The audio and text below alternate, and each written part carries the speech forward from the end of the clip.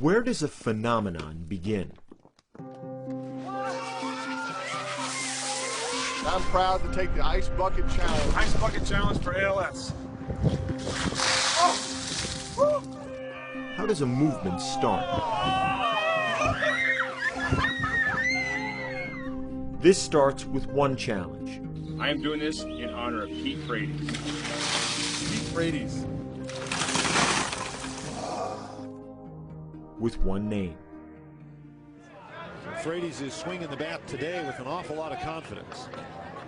As a hard-charging outfielder, Pete Frates was the team captain at Boston College in 2007. That's a grand slam home run for Peter Frates.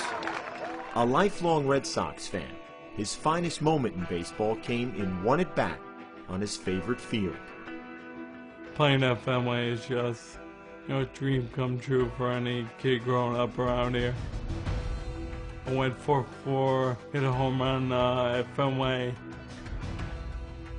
4 years after graduating, Frates was playing in a men's league in Boston in 2011 when he sensed something was wrong with his body. In March of 2012, after months of guessing, a neurologist delivered the news. And he looked straight at Pete and he said, "Honestly, I don't know how to tell a 27-year-old this. Pete, I believe you have ALS." I just started screaming, "Oh my God, my son's going to die."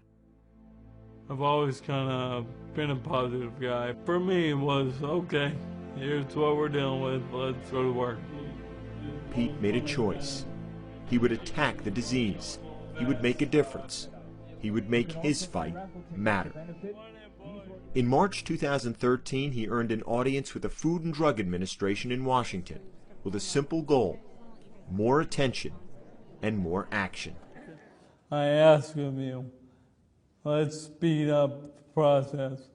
Let's work together and let's get this disease a thing of the past. Thank you.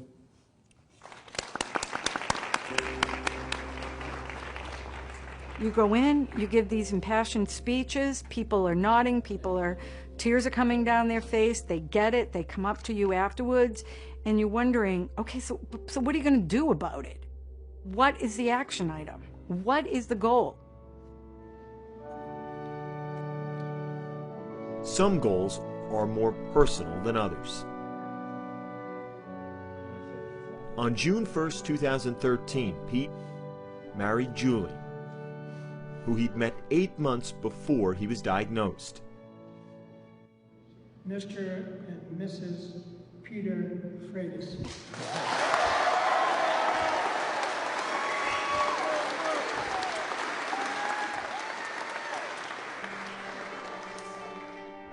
Now almost entirely confined to a wheelchair, Pete walked her down the aisle. I just love him, and that's that. And Pete's always telling me it's gonna get worse before it gets better. And I'm like, haven't we had the worst yet? Like, this is it. Okay, enough. Like, can it get better now?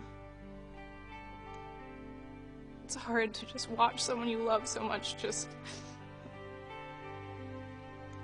you know, their body is just failing and there's really nothing I can do about it. There's nothing the doctors can do.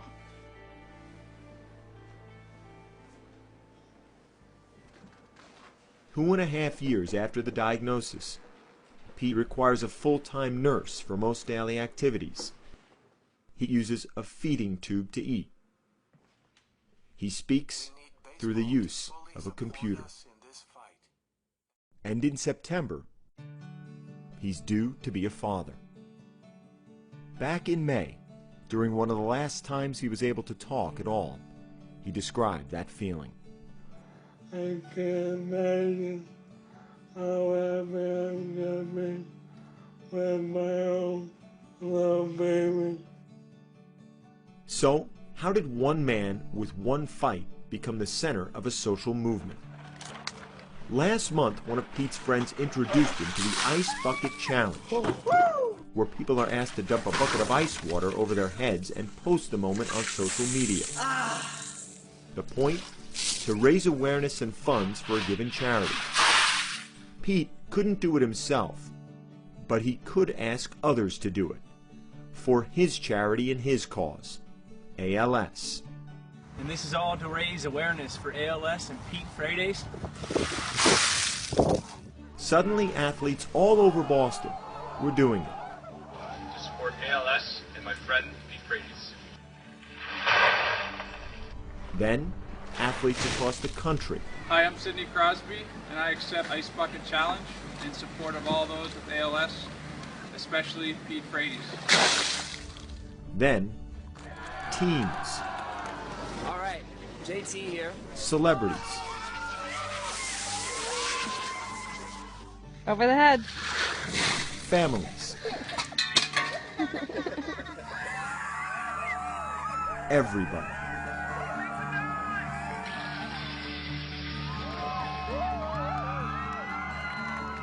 In less than a month, the challenge became a viral sensation and a fundraising engine.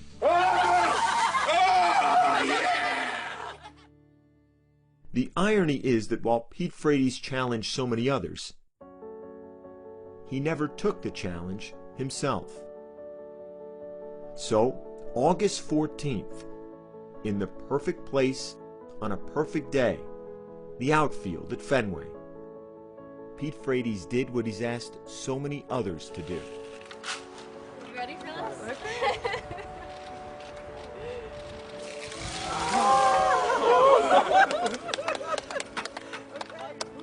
Pete Frates and those who love him know the challenge goes on. But thanks to him, now so many others know it too.